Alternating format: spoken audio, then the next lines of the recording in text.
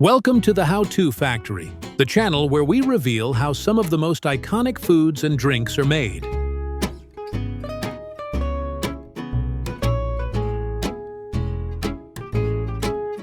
Pepsi, bold, refreshing, and instantly recognizable. Whether you're sipping it ice cold on a hot day or pairing it with your favorite meal, this cola has been a favorite for over a century. But have you ever wondered how Pepsi is actually made? Today, we're taking you inside the factory to see exactly how this beloved soft drink comes to life. Pepsi's story began in 1893 when pharmacist Caleb Bradham created a new soda in his North Carolina drugstore. It was initially called Brad's Drink, a mix of carbonated water, sugar, vanilla, rare oils, and kola nut extract. 5 years later, it was rebranded as Pepsi-Cola, a name inspired by the digestive enzyme pepsin, though the drink itself never actually contained it. Over the decades, Pepsi grew into a global phenomenon, with its formula evolving to match the tastes and regulations of different regions. By the way, if you love learning how everyday products are made, consider subscribing to the channel. We post videos like this every week, and your support helps us immensely. Now let's step inside a Pepsi bottling plant and see how it all comes together. The process starts with one of the key ingredients, water. About 90% of Pepsi is made from purified water, and ensuring its quality is crucial. The water undergoes multiple steps, including carbon filtration and reverse osmosis, to remove any impurities and ensure a clean, consistent taste. Next, the sweeteners are added, and this is where things differ depending on where you are in the world. In the United States, Pepsi is typically sweetened with high-fructose corn syrup, a processed, much cheaper sweetener derived from corn. However, in many other countries, such as Mexico, the European Union, and Canada, Pepsi is made with cane sugar instead. The reason for this difference isn't just taste. Many countries have stricter food regulations that limit or ban certain artificial additives, including high-fructose corn syrup, due to concerns about its impact on health. The secret Pepsi flavor base is added once the sweeteners are blended into the purified water. This concentrated syrup contains a carefully guarded mix of ingredients, including vanilla, citrus oils, caramel coloring, and phosphoric acid. Some regions have also restricted artificial colorants and preservatives, so Pepsi in Europe may contain natural caramel coloring instead of the ammonia sulfate process used in some US batches. The next crucial step is carbonation. The syrup mixture is chilled and then infused with carbon dioxide under high pressure. This is what gives Pepsi its signature fizz. The exact level of carbonation is carefully controlled to ensure a consistent texture and crispness in every bottle or can. Once thoroughly mixed and carbonated, the Pepsi moves to the filling line. High-speed machines fill thousands of bottles or cans per minute, ensuring precision in every serving. After filling, the containers are immediately sealed with caps or lids to lock in the carbonation. But before the bottles and cans make their way to store shelves, they undergo rigorous quality control checks. Samples from each batch are tested to confirm that the flavor, carbonation, and overall consistency meet Pepsi's global standards. Once approved, the products are labeled, packaged, and shipped to retailers worldwide. From vending machines to restaurants and grocery stores, Pepsi is enjoyed in nearly every corner of the globe. Pepsi's impact goes beyond just being a refreshing drink. It has shaped pop culture, fueled advertising rivalries, and remained a staple in millions of households. And with variations like Diet Pepsi, Pepsi Zero Sugar, and unique regional flavors, there's a version for every preference. So, the next time you crack open a cold Pepsi, remember, you're not just drinking a soda. You're experiencing over a century of innovation, crafted with precision in a high-tech bottling facility that brings the same great taste to people worldwide while adapting to different food safety regulations and ingredient standards. Coca-Cola. Crisp, refreshing, and one of the most recognized beverages in the world. Whether you're enjoying it straight from an ice-cold can or pairing it with your favorite meal, Coke has been a global favorite for over a century. But have you ever wondered how this legendary soda is actually made? Today, we're taking you inside the factory to see precisely how Coca-Cola is produced and how its ingredients have evolved, including the surprising fact that it once contained cocaine. Coca-Cola's story begins in 1886 in Atlanta, Georgia. It was created by pharmacist John Stith Pemberton as a medicinal tonic, originally sold at soda fountains for just 5 cents per glass. But what made the early Coca-Cola especially unique was one of its key ingredients: coca leaf extract. That's right, early formulations of Coca-Cola contained small amounts of cocaine, a natural stimulant derived from the coca plant. At the time, cocaine was legal and widely used in tonics, pain relievers, and even wine-based drinks. Pemberton's formula combined coca leaf extracts with caffeine from kola nuts, which is how the drink got its name, Coca-Cola. By the early 1900s, concerns over the effects of cocaine led to changes in the recipe. In 1904, Coca-Cola began using spent coca leaves that had most of the cocaine removed, though trace amounts may have still remained. By 1929, the company had perfected a process to remove any active cocaine entirely, and the modern Coca-Cola formula was born.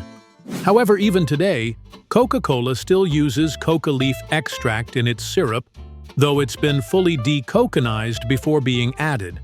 The only company legally allowed to import and process coca leaves in the U.S. is the Stepan Company in New Jersey, which refines the extract for use in Coca-Cola while discarding the narcotic components.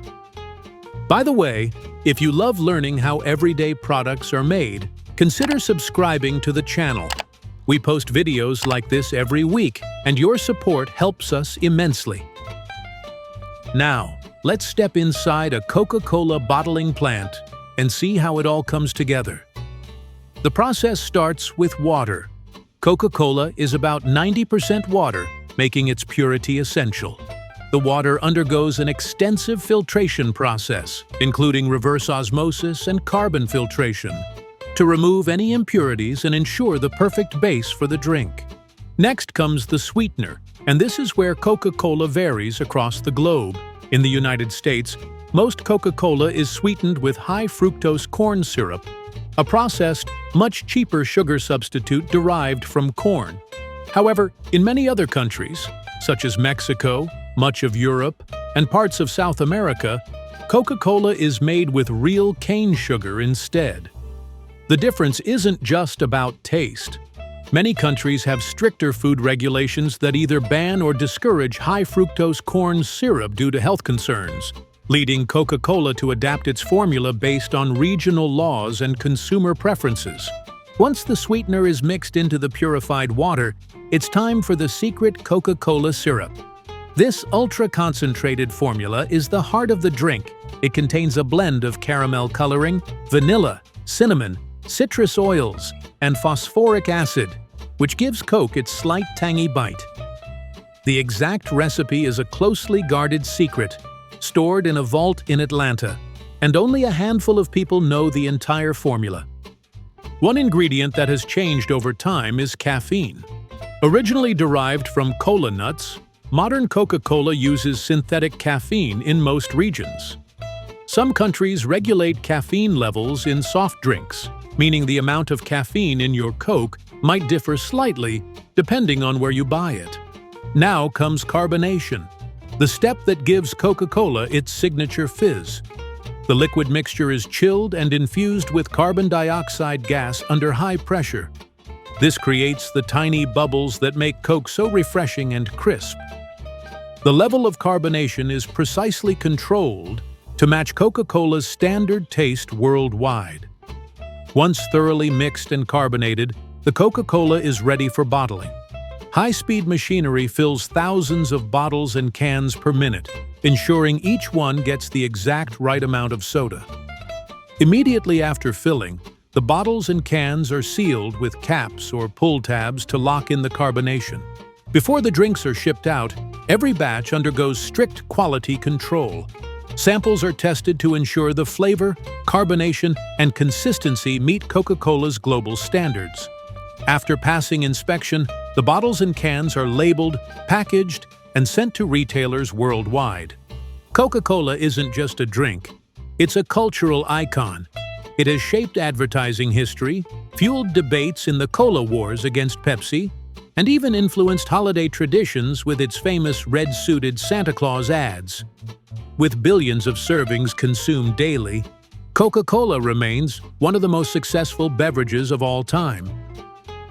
So, the next time you take a sip of Coca-Cola, you're not just drinking a soda, you're experiencing over 130 years of history, crafted with precision in factories worldwide, while adapting to different food safety regulations and regional ingredient standards. If you enjoyed this behind-the-scenes look, don't forget to like, subscribe, and hit the notification bell for more factory-made insights. Have a favorite food you'd like us to explore? Let us know in the comments below. Thanks for watching The How-To Factory. Let's dive into lasagna, the ultimate comfort food that people worldwide enjoy.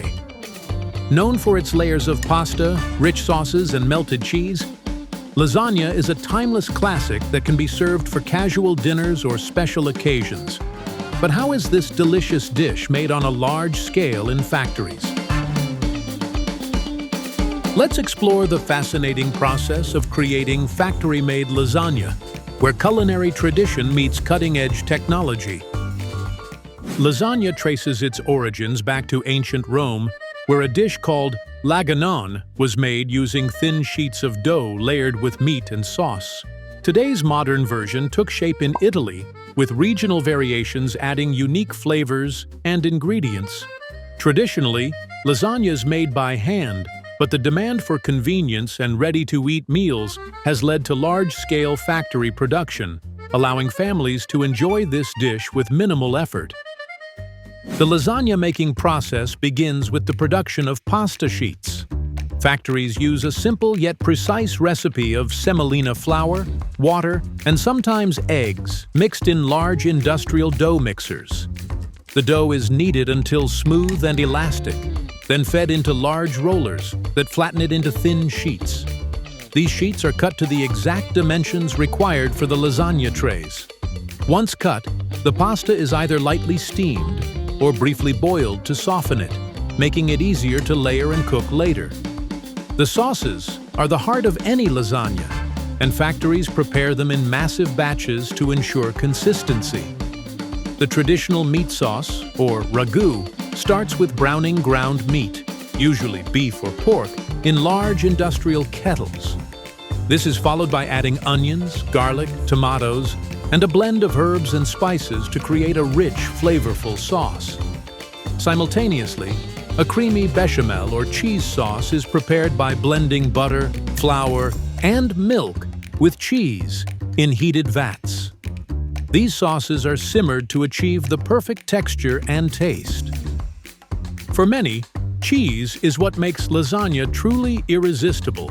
Factories use a combination of cheeses like ricotta, mozzarella, and parmesan. Large blocks of cheese are shredded or crumbled using automated equipment. For ricotta, the cheese is often blended with eggs, herbs, and spices to create a creamy layer that complements the pasta and sauces. The cheese is portioned and kept ready for the assembly process. With the pasta, sauces, and cheese ready, it's time to assemble the lasagna. Factories use conveyor belt systems equipped with automated layering machines. A layer of pasta is placed at the bottom of a tray, followed by a generous spread of meat sauce, a layer of bechamel or ricotta, and a sprinkle of shredded cheese. This process is repeated until the tray is filled with the perfect number of layers. The top is finished with a final layer of sauce and a thick cheese coating for a golden, bubbly crust. Once assembled, the trays of lasagna are sent through industrial ovens. These ovens cook the lasagna evenly, melting the cheese and allowing the flavors to meld together. After baking, the trays are quickly cooled using blast chillers to lock in freshness and maintain the dish's quality. Cooling is essential to prevent spoilage during storage and transport, especially for frozen lasagna products. After cooling, the lasagna is ready for packaging. The trays are sealed with plastic film or lids to keep them fresh and protect them during shipping. For frozen lasagna, vacuum sealing machines are often used to extend shelf life. Each package contains important information like ingredients, nutritional facts, and cooking instructions. Once labeled, the lasagna is packed into boxes and stored in climate-controlled warehouses until it's shipped to grocery stores or restaurants. And there you have it, making lasagna in a factory. From crafting fresh pasta sheets to layering rich sauces and cheese, this beloved dish, steeped in tradition, has been adapted to large-scale production so everyone can enjoy its comforting flavors with convenience. If you enjoyed this behind-the-scenes look, don't forget to like, subscribe, and hit the notification bell for more fascinating factory tours. Let's dive into the delicious world of pasta sauce, a staple in kitchens worldwide. Known for its versatility, pasta sauce can transform a simple bowl of pasta into a mouth-watering meal. Whether marinara, Alfredo, or a rich bolognese, pasta sauce is a culinary essential. But how is it made on a large scale? Let's take a closer look at how factories craft the flavorful pasta sauces we all enjoy. Pasta sauce has its roots in Italy, where early versions were made using fresh, sun-ripened tomatoes cooked with olive oil, garlic, and herbs. Over time, pasta sauces evolved to include various ingredients like cream, cheese, and meat, giving rise to the diverse options we see today. While traditional sauces are often made at home, factories have perfected the art of large-scale production, bringing authentic flavors to kitchens everywhere. The foundation of great pasta sauce is high-quality ingredients. Factories work closely with trusted suppliers to source fresh tomatoes, aromatic herbs, and premium oils. Many factories use vine-ripened tomatoes harvested at peak ripeness to ensure vibrant flavor and rich color. Other ingredients like garlic, onions, basil, oregano, and spices are carefully selected and inspected to meet strict quality standards. For cream-based sauces like Alfredo, dairy products like cream, butter, and Parmesan cheese are sourced from specialized suppliers. Once the ingredients arrive at the factory, they undergo thorough cleaning and preparation. Tomatoes are washed to remove dirt or debris and then peeled using steam or hot water baths. This process softens the skin, which is then removed mechanically. Garlic and onions are peeled and chopped, while fresh herbs are washed and minced. The protein is pre-cooked, seasoned, and prepared for blending for sauces that include meat. The heart of the process lies in cooking the sauce. Large industrial kettles or steam-jacketed vessels cook the ingredients in bulk. Peeled tomatoes are blended with garlic, onions, olive oil, and herbs for tomato-based sauces like marinara. The mixture is simmered to reduce excess water, concentrating the flavor and achieving the perfect consistency. Cream-based sauces like Alfredo are prepared by blending cream, butter, and cheese in heated mixing tanks. The ingredients are stirred continuously to create a smooth, velvety texture. For complex sauces like bolognese, pre-cooked meat is added to the simmering tomato base, allowing the flavors to meld together over time. Throughout the cooking process, samples of the sauce are taken for quality control. Technicians test the sauce for flavor, texture, color, and pH levels to ensure consistency. Any adjustments, like adding more seasoning or thickening agents, are made on the spot. Advanced equipment detects and removes any impurities, ensuring the final product is safe and high quality. Once the sauce is cooked to perfection, it's rapidly cooled using advanced chilling systems. Cooling is essential to preserve the flavor and extend the shelf life of the sauce. After cooling, the sauce is transferred to sterile filling machines that dispense it into jars, cans, or pouches. These containers are sealed immediately to prevent contamination and preserve freshness. Labels are then applied, providing information about the ingredients, nutritional content, and expiration dates. With the sauce packaged and ready, it's packed into boxes for storage and transportation. Factories store the finished products in climate-controlled warehouses before distributing them to grocery stores, restaurants, and food service providers. This ensures the sauce reaches consumers in optimal condition. And there you have it, the journey of pasta sauce from fresh ingredients to the jar on your shelf. Whether a simple marinara or a creamy Alfredo, pasta sauce brings flavor and versatility to countless meals. If you enjoyed this behind-the-scenes look, don't forget to like, subscribe, and hit the notification bell for more factory-made insights. Have a favorite food you'd like us to explore?